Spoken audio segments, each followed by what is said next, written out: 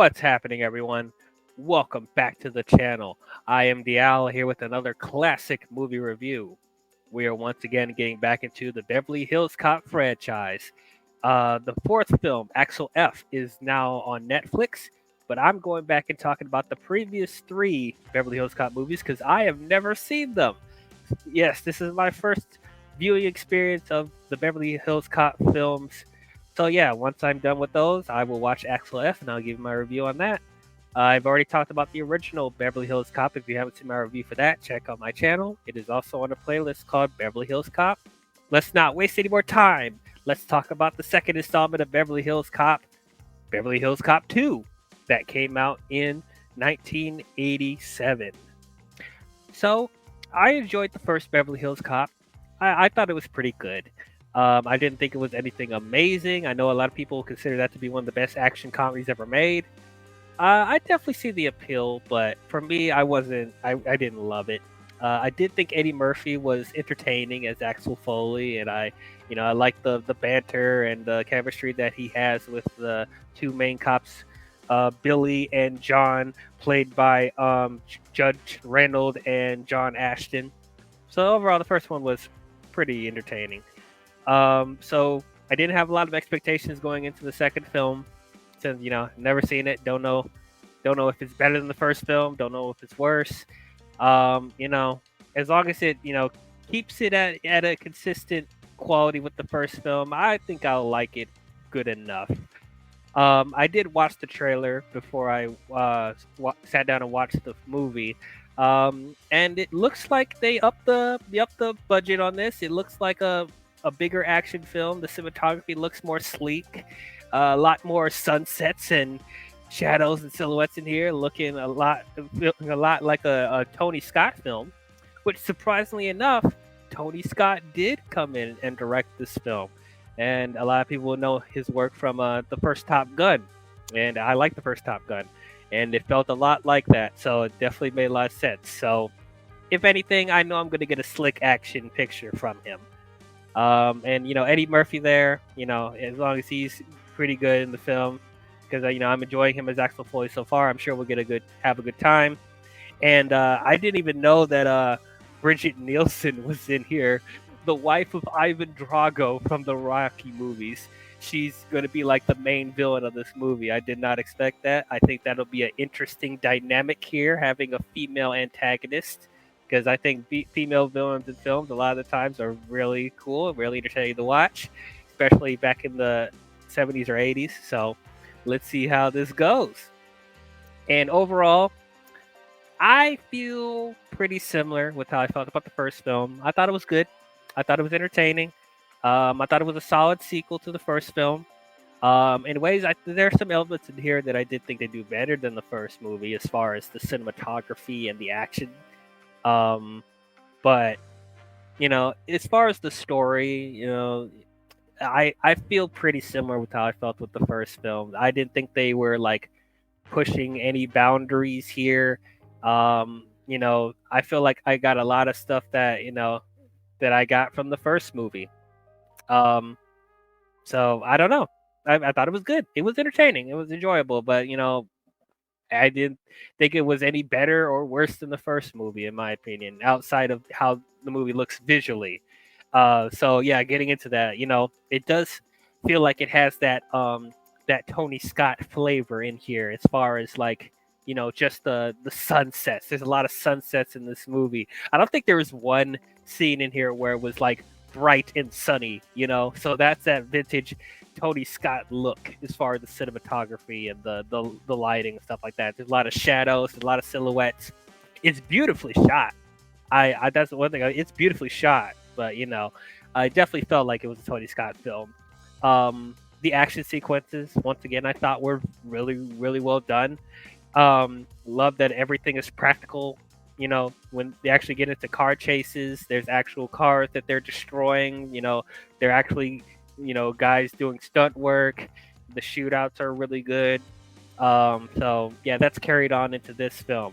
I don't think there was anything in here that was like as crazy as something like the that truck sequence in the beginning of the first movie. I think that was probably still the most bombastic action sequence I've seen from these movies so far. But I think something that came close to it was the cement truck chase, which that was pretty insane too, with it just destroying a bunch of cop cars.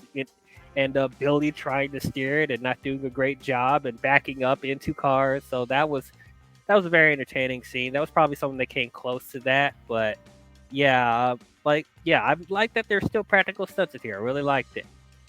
Um, Once again, Eddie Murphy is pretty entertaining as Axel Foley. Um, you can tell that he's starting to get a lot more improv, a little bit more creative control with his character. And I definitely got signs of that when in the opening credits, like his company helped make this movie. He had input in the story, so it feels like he's much more of a producer on this film, and it feels like Eddie Murphy's able to do a little bit more with his line delivery and stuff like that. So I could tell he felt a little bit more loose, which is a good and a bad thing, at least in my opinion. He still was good, he still was, one of the best parts of the movie. But I don't know. There were parts where I couldn't tell if that was an Axel Foley type of delivery or if it was an Eddie Murphy type of delivery. Because one of the things I did like in the first film was that Axel Foley, while he did have his comedic moments, like you actually could take him seriously. You know, like he actually had a good balance of serious moments with the comedy. And in this one, like there was still some serious moments, but it felt like he was amping up a little bit more of his comedic stuff. And some people may enjoy that, because there are people that really like when Eddie Murphy hams it up and stuff like that. But for me, I don't know. It felt like there wasn't as much of a balance. And one of the other things I was complaining about in the first movie is that th- that whole silly stick of like Axel is pretending to be somebody else to trick somebody working at an establishment, and they just fall for it. And they're still doing that in this movie, and it's like, I'm sorry, it's getting to a point where it's like, it's not even so much that Axel Foley seems street smart. It seems like Axel Foley is only smart enough, if the people that he's trying to trick is stupid enough, you know? Like it feels like a lot of these people in this movie is pretty stupid, falling for what Axel is telling them. It's starting to get kind of silly in this, but I don't know. Maybe I'm in the minority. Maybe people like that. They like that running joke of him just tricking people and them just falling for it. I don't know. Um, like I said earlier, I really liked Billy and John. I think they have a really good dynamic. The good cop, bad cop type of thing. Like I really enjoy that from those two. Billy especially, I think he's really funny. I do think that he helps to balance out, Axel and John in this movie, with them trying to solve this case. Um, yeah, the whole plot is that Lieutenant Andrew from the first movie was involved in a hit and run. Like they attempted to shoot and kill him, and they're trying to figure out who attempted to murder him, and they believe it is tied to this bank robber, um, Bridget Nielsen. Her name is Carla, and like her whole gang is called the Alphabet. The Alphabet murderers. The Alphabet crime. That's really corny because like whenever she kills her victims, she leaves these letters in an envelope with the letter of the alphabet on it, which I thought was kind of corny.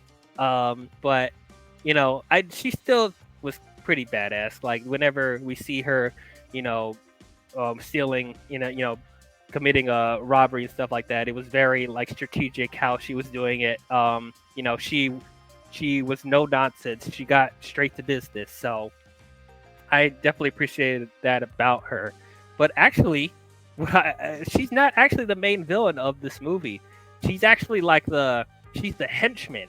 Like the real villain of this movie is Jurgen Proch. No, his character is Maxwell Dent. He's the actual villain of the movie, and honestly, we didn't really get that much from him. He's just a scary, intimidating guy. He looks mean, and that's about it.